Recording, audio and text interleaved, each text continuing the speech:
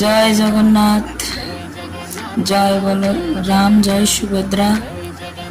দেখুন আজকে ভগবান জগন্নাথ মাসির বাড়ি থেকে তিনি পুরী সেই মন্দিরে যাচ্ছেন। সেদিন মাসির বাড়িতে খুব আদর যত্ন খেয়েছেন।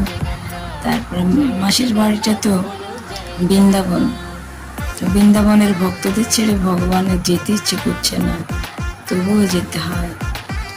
তা আজকে তিনি দ্বারকার পুরীর মন্দির উদ্দেশ্যে ভ্রমণ করলেন।